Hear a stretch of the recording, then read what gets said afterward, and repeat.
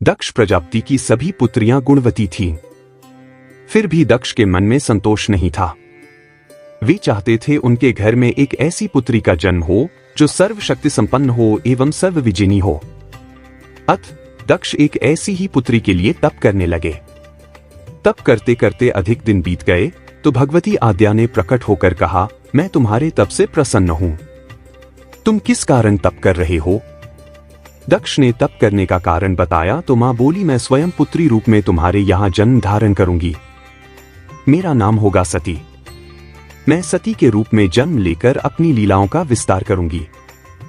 फलतः भगवती आद्या ने सती रूप में दक्ष के यहां जन्म लिया। सती दक्ष की सभी पुत्रियों में सबसे अलौकिक थीं। सती ने बाल्यावस्था में ही कई ऐसे अलौकिक आश्चर्यचकित करने वाले कार्य कर दिखाए थे जिन्हें देखकर स्वयं दक्ष को भी विस्मयता होती रहती थी। जब सती विवाह योग्य हो गई तो दक्ष को उनके लिए वर की चिंता होने लगी। उन्होंने ब्रह्मा जी से इस विषय में परामर्श किया। ब्रह्मा जी ने कहा, सती आद्या की अवतार है। आद्या आदि शक्ति और शिव आदि पुरुष हैं।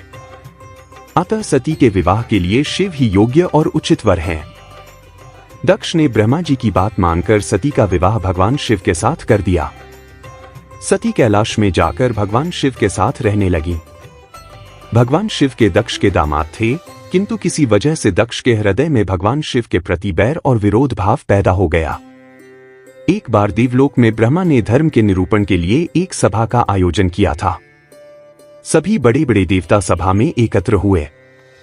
भगवान शिव भी इस सभा में बैठे थे। सभा मंडल में दक्ष का आगमन हुआ। दक्ष के आगमन पर सभी देवता उठकर खड़े हो गए, पर भगवान शिव खड़े नहीं हुए। उन्होंने दक्ष को प्रणाम भी नहीं किया। फलतः दक्ष ने अपमान का अनुभव किया। केवल यही नहीं, उनके हृदय में भगवान शिव के प्रति ईर्ष्या की आग जल उठी। वे उनसे बदला लेने के लिए समय और अवसर की प्रतीक्षा करने लगे। एक बार सती और शिव कैलाश पर्वत पर बैठे हुए परस्पर वार्तालाप कर रहे थे। उसी समय आकाश मार्ग से कई विमान कनखल की ओर जाते हुए दिखाई पड़े। सती ने उन विमानों को दिखकर भगवान शिव से पूछा, प्रभो, ये सभी विमान किसके हैं और कहां जा रहे हैं? भगवान शकंद ने उत्तर दिया, आपके पिता ने बड़े यज्ञ का आयोजन किया है। समस्त देवता और देवांगनाएं इन विमानों में बैठकर उसी यज्ञ में सम्मिलित होने के लिए जा रहे हैं। इस पर सती ने दूसरा प्रश्न किया, क्या मेरे पिता ने आपको यज्ञ में सम्मिलित होने के लिए नहीं बुलाया? भगवान शंकर ने उत्तर दिया, आपके पिता मुझसे बैर रखते हैं, फिर वे मुझे क्यों बुलाने लगे? सती मन ही मन सोचने लगी, फिर बोली, यज्ञ के इस अवसर पर अवश्य मेरी सभी बहनें आएंगी। उनसे मिले हुए बहुत दिन हो गए। यदि आपकी अनुमति हो तो मैं भी अपने पिता के घर जाना चाहती हूं।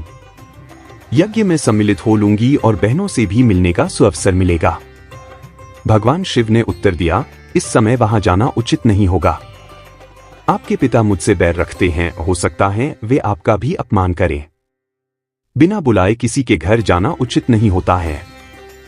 इस पर सती ने प्रश्न किया, ऐसा क्यों? भगवान शिव ने उत्तर दिया, विवाहिता लड़की को बिना बुलाए पिता के घर नहीं जाना चाहिए, क्योंकि विवाह हो जाने पर लड़की अपने पति की हो जाती है। पिता के घर से उसका संबंध टूट जाता है। लेकिन सती पीहर जाने के लिए हठ करती रहीं। अपनी बात बार बार दोहराती रहीं। उनकी इच्छा देखकर भगवान शिव ने पीहर जाने की अनुमति दे दी। उनके साथ अपना एक गण भी साथ में भेज दिया। उस गण का नाम वीरभद्र था। सती वीरभद्र के साथ अपने पिता के घर गईं। घर में सती से किसी ने भी प्रेमपूर्वक वार्तालाप नहीं किया। दक्ष ने उन्हें देखकर कहा, तुम क्या यहां मेरा अपमान कराने आई हो?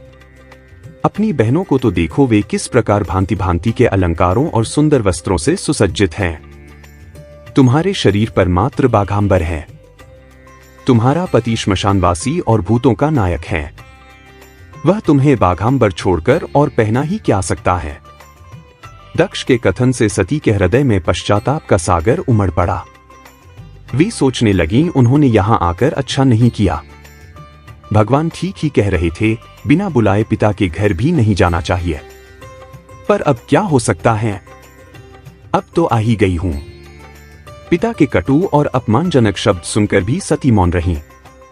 वे उस यज्ञ मंडल में गईं जहां सभी देवता और शिमुनि बैठे थे तथा यज्ञ कुंड में धू धू करती जलती हुई अग्नि में आहुतियां डाली जा रही थीं। सती ने यज्ञ मंडप में सभी देवताओं के तो भाग देखे, किंतु भगवान शिव का भाग नहीं देखा।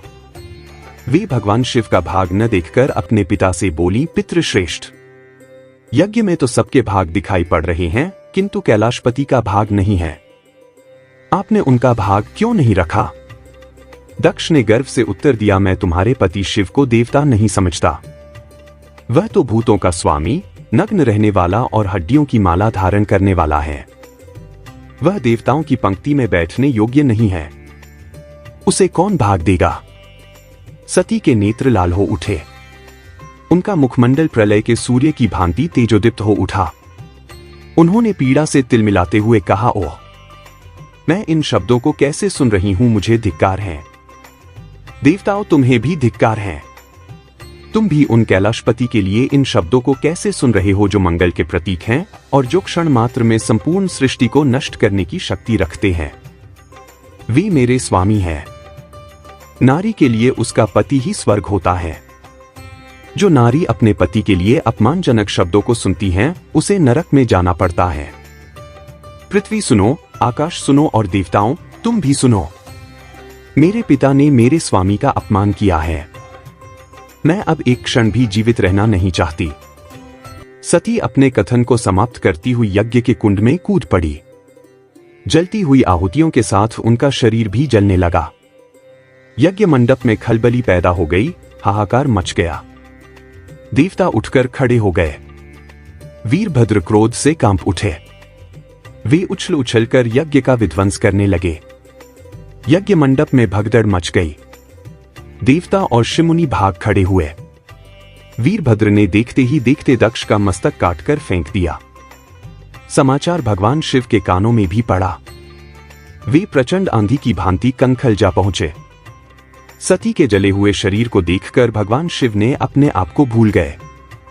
सती के प्रेम और उनकी भक्ति ने शंकर के मन को व्याकुल कर दिया। उन शंकर के मन को व्याकुल कर दिया जिन्होंने काम पर भी विजय प्राप्त की थी और जो सारी सृष्टि को नष्ट करने की क्षमता रखते थे। वे सती के प्रेम में खो गए।